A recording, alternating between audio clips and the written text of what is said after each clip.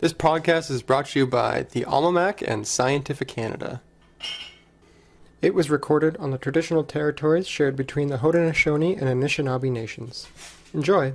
I feel like I just butchered that again, even though That's close enough. we just had the conversation. Okay. My research on light adaptation in the fish right now. I'm sitting in a kiddie pool, actually. It's quite nice, Oh, that would be great. but it's man. not very professional, as they say.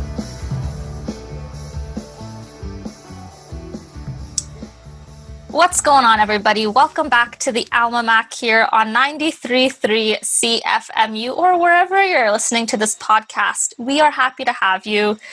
As you know, the AlmaMAC here, we like to feature McMaster graduate students, their research, and what they enjoy doing inside and outside of the academic setting.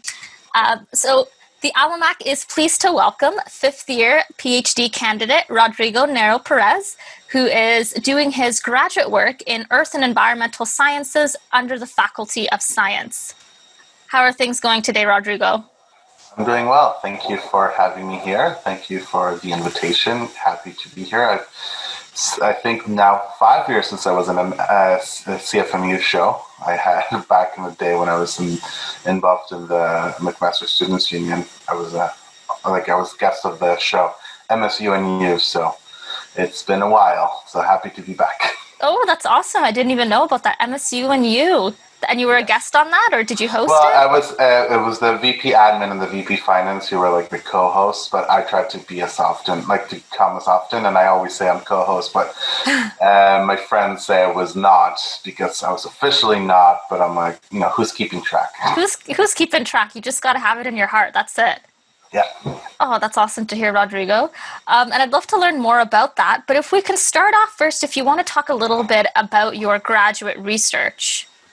Yeah, so I was mentioned, I'm doing my PhD in Earth and Environmental Sciences under the supervision of Dr. Carolyn Isles, where I'm part of the Glacial Sedimentology Lab, where we look at modern and past glaciated environments to try to understand how landscape and the Earth's surfaces change, as well as to better understand climate change. Some of the work that I'm doing in particularly is looking at glacial hazards. So that's talking about any type of natural disaster that can occur due to being in a glaciated environment. And in particularly, I look at glacial floods. So one of the things that you might know, and we see it all over the media, or, depending on what kind of background in science you may have, how climate change is impacting glacial retreat. And one of the things that sometimes people don't really think about is in many mountains, where does all that water go? And, sometimes we think it just goes immediately to the ocean. And actually, that's not the case. A lot of it ponds right in front of the glacier, actually. And you're creating these huge glacial lakes that are held up by something that we call moraines, which are just, think of very loose rocks and sediments, and they're natural dams, but they're very unstable, and anything can trigger them to fail, such as earthquakes, heavy rain, avalanches, and particularly in mountainous environments, that happens quite often, that can create big waves in these glacial lakes that will create the moraine to fail, and that creates what the technical term is glacial lake outburst flood, or GLOVs. And in many of these communities, you have people living right next to the glacier or that rely on the water, and you can have floods that have, millions of cubic squares of just combination of mud, rocks, water, and ice. And unfortunately, they do kill people. Where I'm from Peru, and I'm glad to be doing my research there.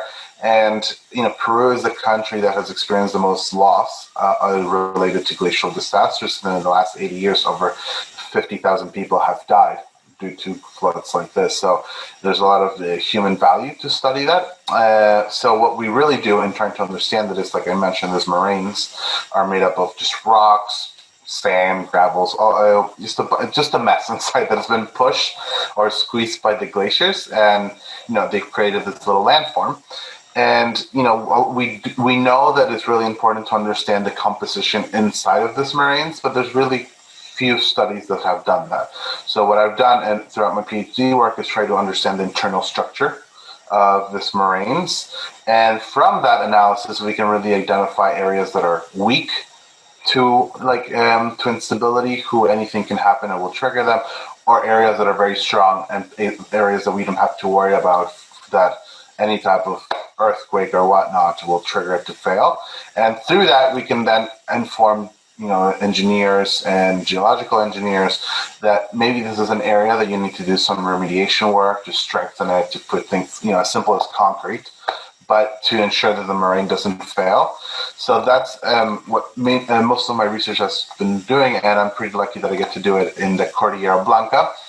It's in northern Peru. I know when people hear Peru, they often think of Machu Picchu and Instagram and all that, but the country's vast, and I encourage everyone to visit more than just Machu Picchu when they go there. So this is in northern Peru. It's about 8 hours north of Lima, and it's the area where you have the most tropical glaciers. And again, it's sort of like, people always think tropical environment, South America.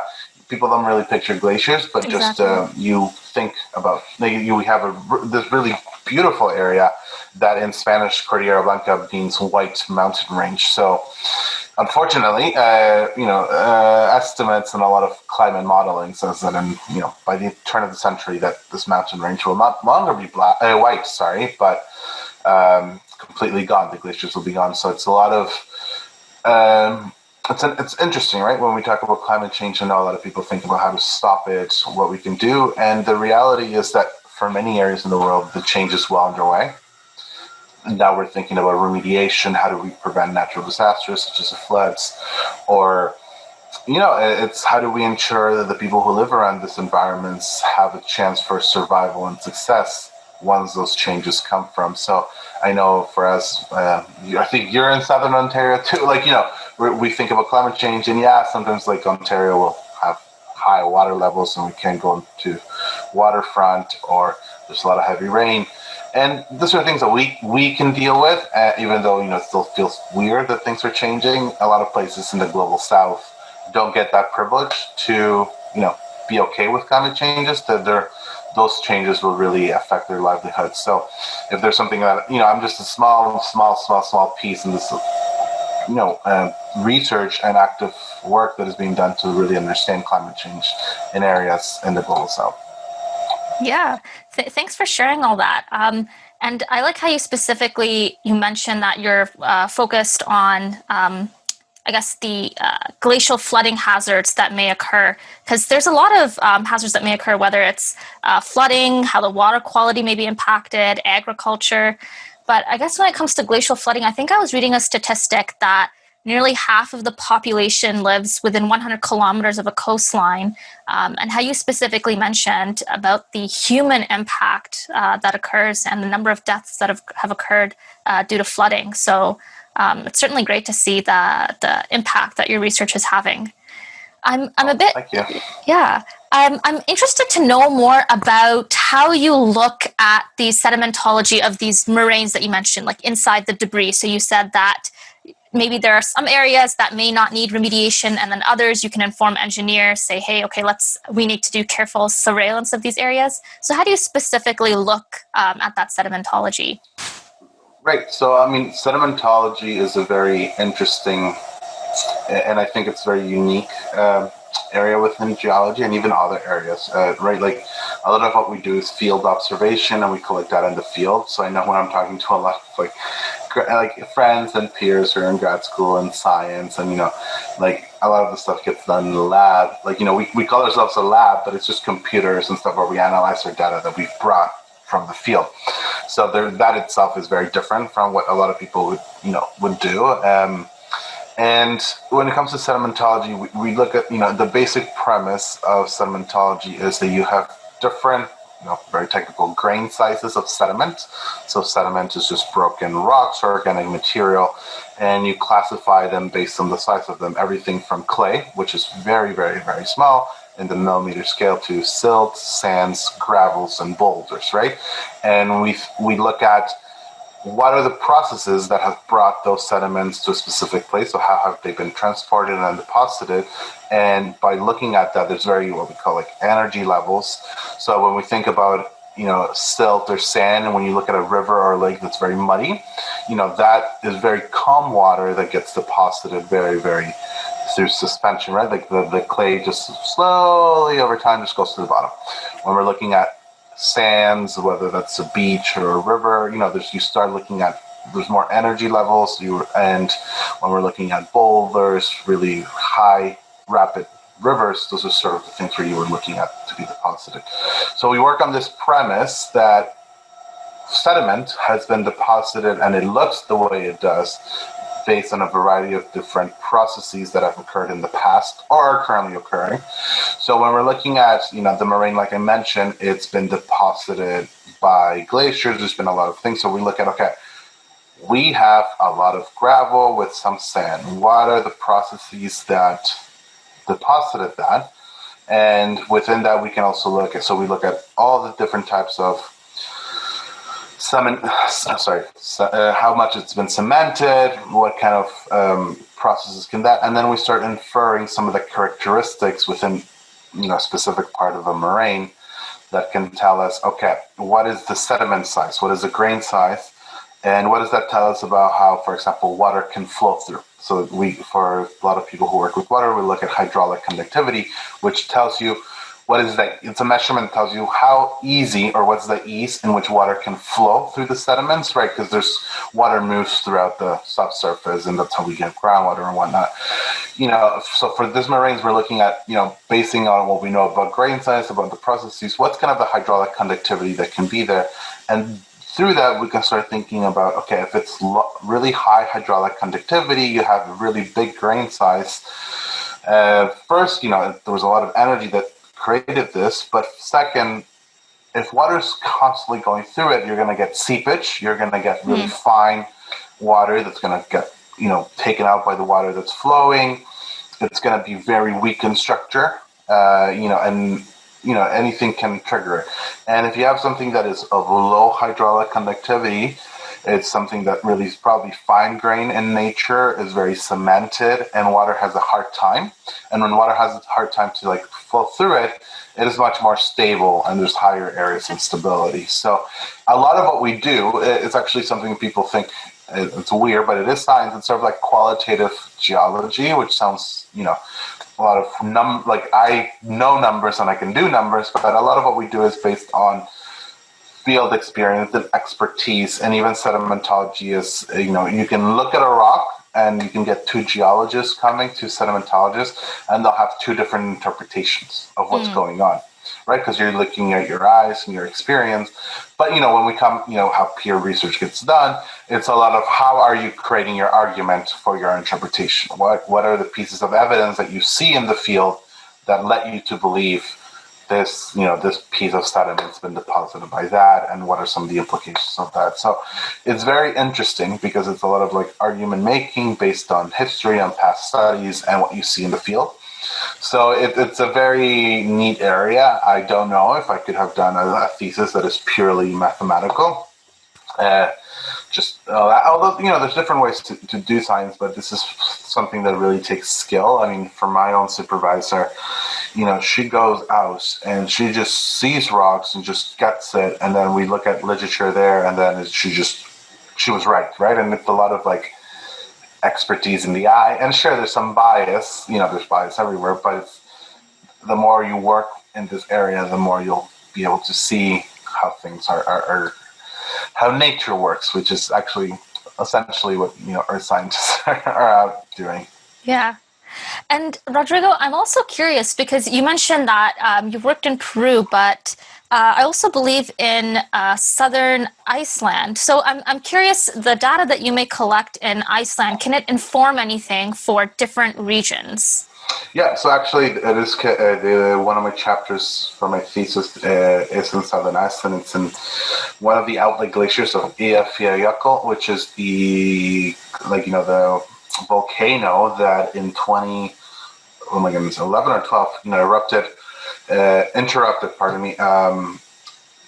flights all across Europe because of the plume, and it made headlines everywhere.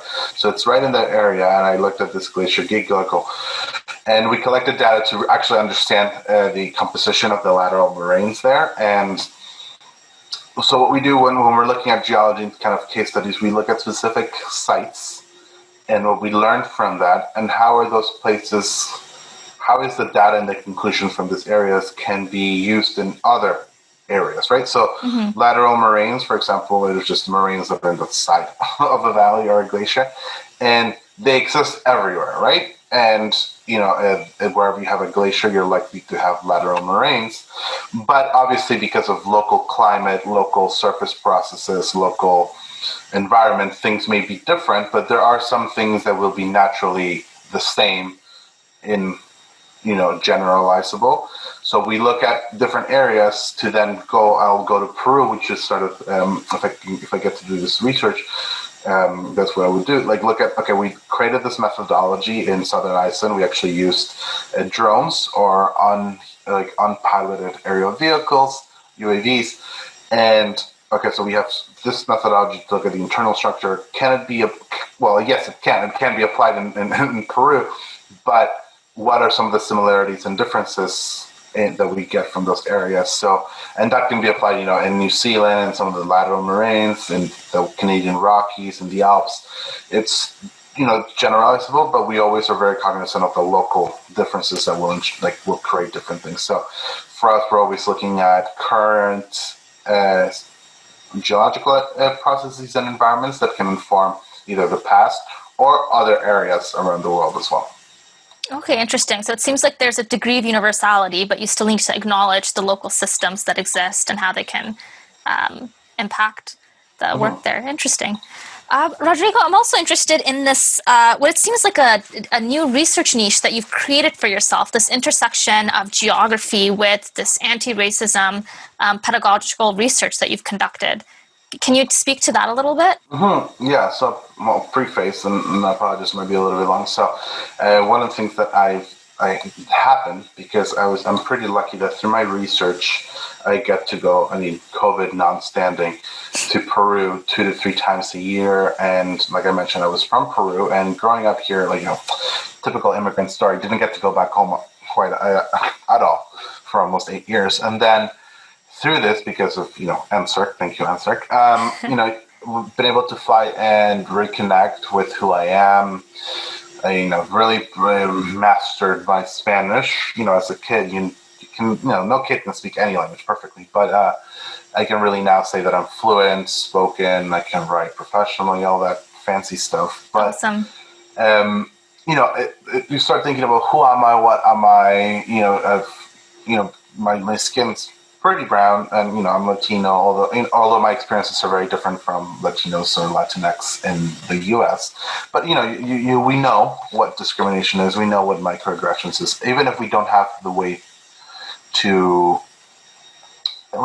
to describe it in undergrad. There are many instances, and I don't want to go into that I remember feeling this isn't right, or this is just off, or what the heck just happened, and.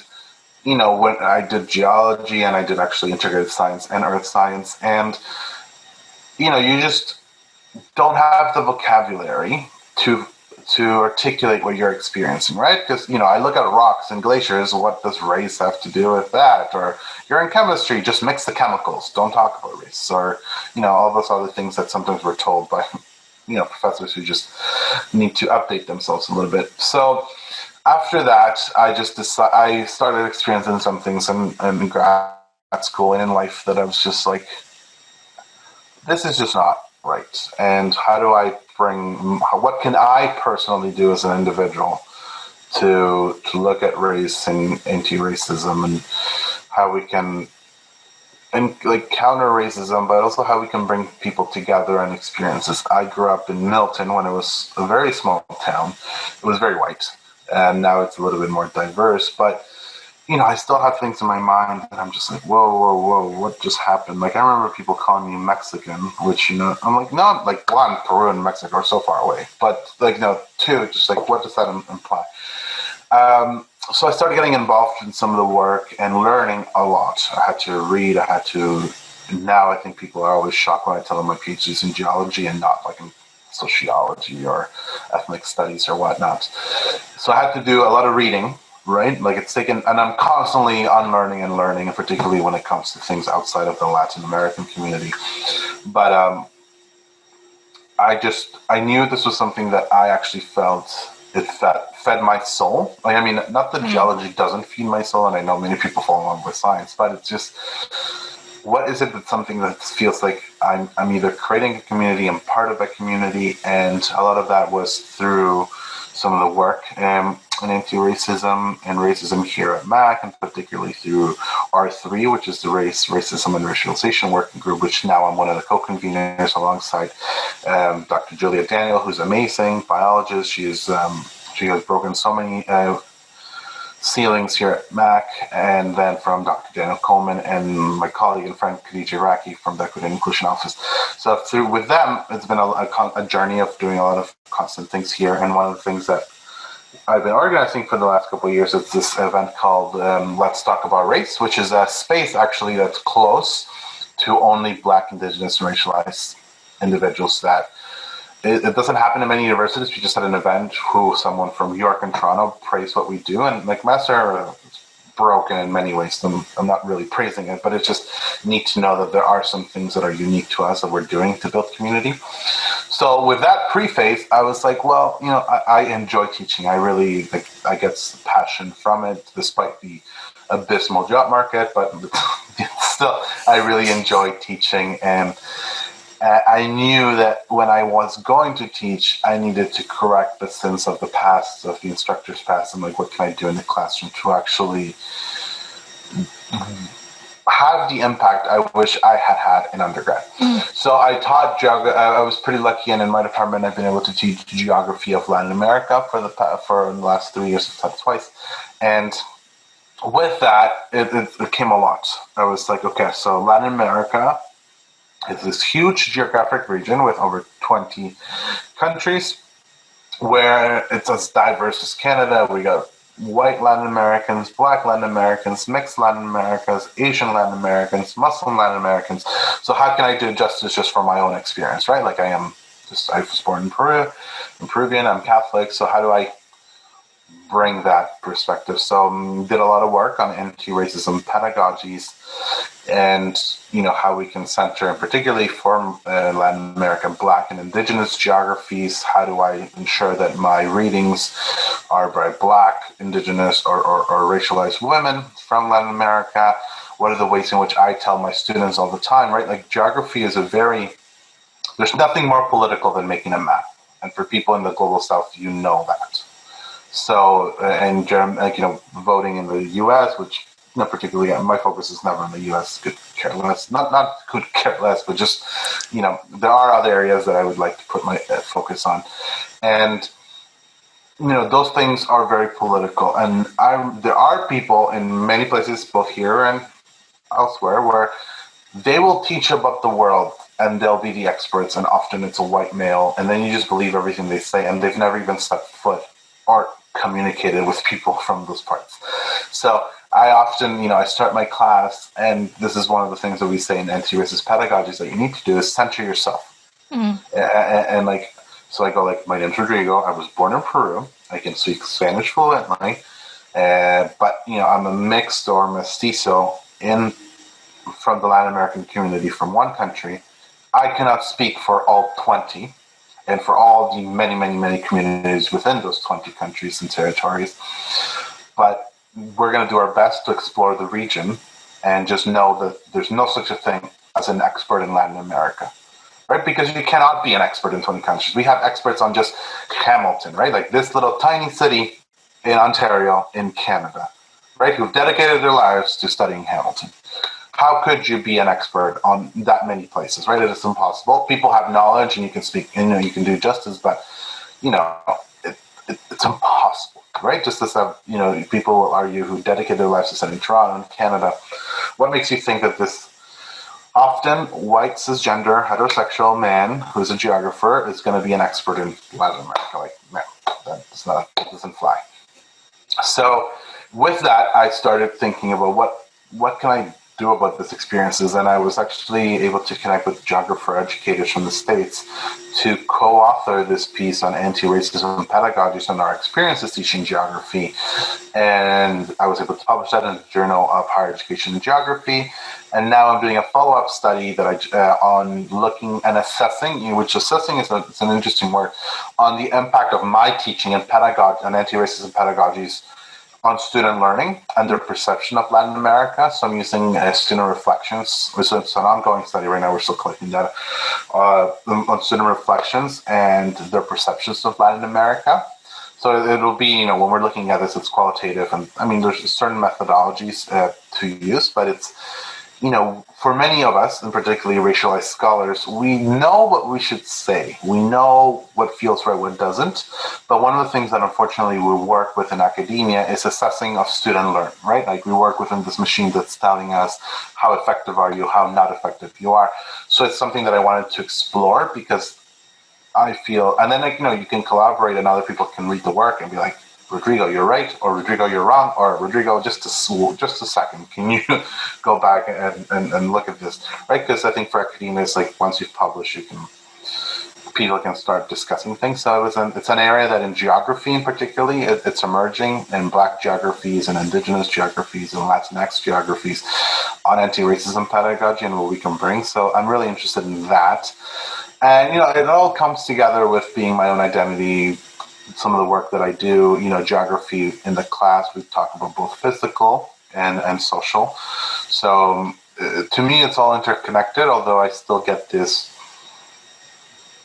pushback from, the academy that what I'm really doing is two separate things. And why am I focusing on glacial sedimentology, but also Latin American geography? They just don't seem connected. And I'm like, well, they are, but you just can't see it. Yeah. And I really like the point that you highlight, the power of reflection and storytelling. We know these things work, they do change and feed our soul, but then we have the system saying, no, they're not, we don't think they're going to work until you prove it. We need this sort of study and publish. So yeah, I find that interesting as well. And I also really like the point that you mentioned about identity, right? Because I was born in Pakistan, but I moved here when I was 3 years old. But I always felt that, you're not Canadian enough, but you're also not Pakistani enough. So you're trying to straddle these two cultures. And it's hard because you're neither here nor there. And yeah, right now too, I'm trying to relearn my mother language because I don't speak it anymore. I just grew up speaking English. So yeah, it's really interesting. And I'm certain that how you mentioned, let's talk about race. I imagine some of these conversations may be about that, straddling different identities or any other issues that may frequent them. Yeah, if I can do some plugging in, if anyone's a racialized individual listening to this, and from McMaster, what we do is it's a combination of being in community. I've learned from, now I feel like I'm just plugging people, but I don't know if people know from McMaster know who Emil Joseph is from social work or Gina Sorosky from English. As a scientist, as a geologist, I would have never met them. I would have never interacted with them, who are racialized scholars, teachers who do anti-racism pedagogy, who are making the way through, for people of color and racialized individuals. I would have never met them. That alone to me has been so much. There's been so much joy and happiness on learning from them. And to an extent, they're not Latino or Latin American. They're from different communities. But if anything, there's just this, okay, people can make it. And what we do in Let's Talk About Race, sometimes we have talks about, we sometimes have on themes. Like this month, it was on the commemoration of the Quebec mosque shooting from 2017.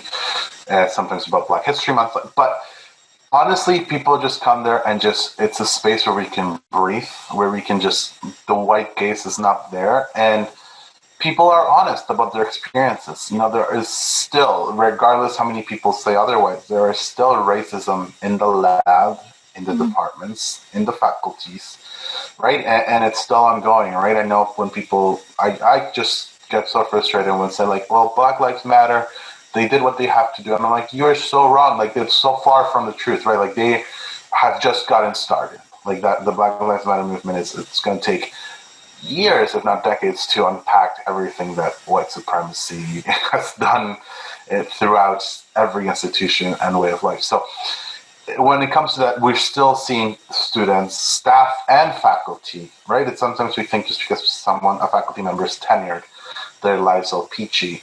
No, they still hear things from their colleagues that are just, whether you want to call them microaggressions or racist things, the end of the day, they've been impacting them. They can impact them morale.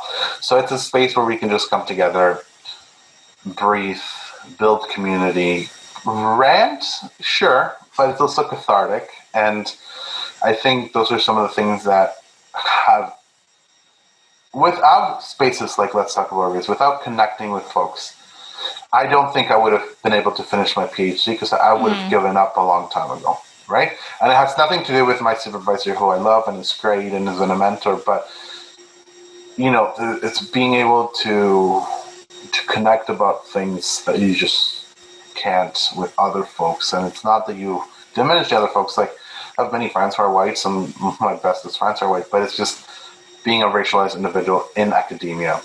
It's a whole other experience. Nothing beats it when you just find somebody that gets it. Nothing beats that feeling. It's the head nods. It's the head nods when someone says, right, and whether it's in a live meeting or in Zoom, and someone says something that's both horrible, and sometimes, we pick humor on it, and everyone's just like nodding, right? And we know they get it. We know we've gotten those comments. Where are you from? Or like you said, for me, people are like, oh, you're from Peru? Like, I came here when I was 10. They're like, your English is flawless. And I was like, that's not the compliment you think it is. Yeah. Right? Like, that doesn't...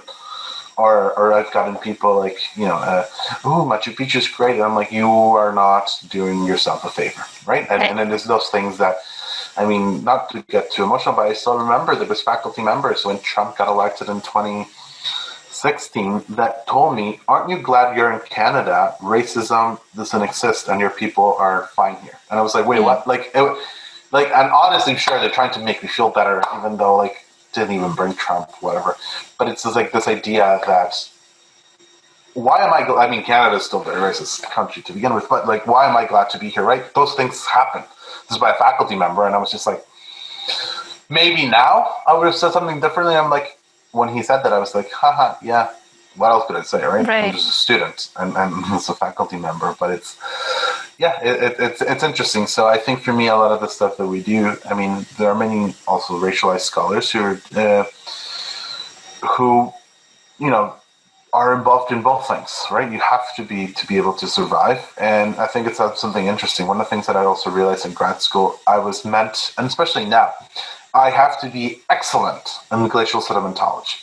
But I also have to be excellent now, we've coined the term EDI, which now it's being institutionalized. So now I have to be able to talk about those things, very articulate, and now I'm publishing things to even get a chance, right? And I wonder what it would have been like to be in graduate school, to just focus on research, right?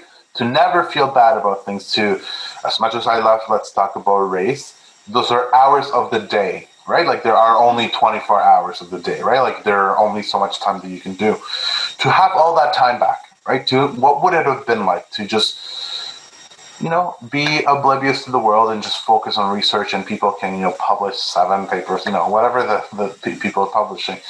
And it's something that I'm just, what is that luxury of just being an expert in your field and not having to worry about how people perceive you, not having to worry about whether people are tokenizing you or not, and all that stuff, right? So it's interesting. I was just thinking about this stuff, and particularly now, hopefully defending soon, knock on wood, and stuff. But it's sort of, it's an interesting journey to have gone through that, and particularly in McMaster, and in particularly through all the times that we've been going through, right? Like I said, everything, things were always worse and have always been, but, people like to mark Donald Trump as a milestone in that, in the last 5 years, it's been so loaded with so many things that even now people who are starting, started grad school 2020, 2021, I'm like, I don't know if I could have started grad school like that. I always say something like, keep going. I know it's tough and all that, but it's just the emotional atmosphere is so high, and it continues to be high. Yeah. Well, Rodrigo, it seems just like from our small interview here, it seems like you're a very busy person. And I know before, too, in the little pre-interview, I was talking about the impact of your work and how all the incredible things that you're doing. But I am also curious, outside of glacial sedimentology and the anti-racism pedagogical research that you're conducting, what are some things that you enjoy doing outside of the setting? Well, I mean, actually, like one of the things I really like hanging out with my friends. Like, it's one of the like not sad stories, but I love my family and I like spending time with them. But we're in Canada; it's just the four of us, right? So after that, I'm really envious of people, even people who are immigrants who have huge families. Everyone came here, their grandparents, their aunts, uncles, nephews, like cousins. For us, it's just my sister, my mom, and my dad. And we're great. We're all very close, but at that point, your friends become this family that you choose. So I'm very lucky that I'm in touch with a lot of my friends, either from high school or undergrad, who are like my core group of friends. And we're very social, sometimes too loud and obnoxious when we go out. But those kind of experiences of just being with friends, right? Just spending from Saturday 5 p.m. all the way until the end of the night. Just hanging out, like to me, I also give credit without being too emotional. Being able to finish the PhD, I knew that come Friday night or Saturday night, no matter how bad Monday to Friday was, I could rely on doing something, on seeing people, they could care less about rocks, which is funny because they're like, whenever we go like road trips, and I'm like, oh my God, look at that, right? Like I'm just pointing out at landforms of information. They're like, Rodrigo, shut up. And sometimes I'm like, you know what? It was actually nice because then I didn't even have to think about geology or all those things or talk about. So I'm really thankful for my friends. And, we would do anything from going out to going hiking to, I don't know, probably just hanging out, going to the movies, things like, which now with COVID seems so surreal, but, all that and a lot of dancing. I'm pretty, unfortunately, you mentioned being American. I'm very much of what, there's no such thing as a stereotypical Latin American, but if there were, listening to things like Shakira, dancing, salsa dancing, all those things are things that I unfortunately also partake in, to the point that I was shocked, but not shocked, although people continue to laugh, that for, the 2010s, for Spotify said that my artist of the decade, the artist I listen to most, was in fact Shakira. Well, she's great and she deserves it, but it's just those things. And after that, reading a good book, just movies. I honestly like anything when it requires very little thinking of me. If I cannot think, I am happy. Like outside of work and academia. No, it's nice to just come home and switch your brain off, as you mentioned, after a long, hard week. I'm with you on that one. Well, thank you so much, Rodrigo, on coming on the show today and talking about your really impactful research from all facets. And we'll certainly, thank you. Yeah, we'll certainly put anything in the show notes that individuals may find helpful. But thank you so much once again for taking time out of your busy day. And thank you for the invitation. I really appreciate it. Oh, you're welcome. You're welcome. For the interview as well.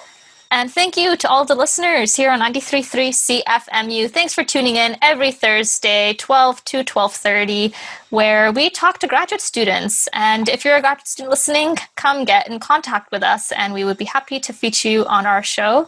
That's it for now, folks. Have a wonderful Thursday.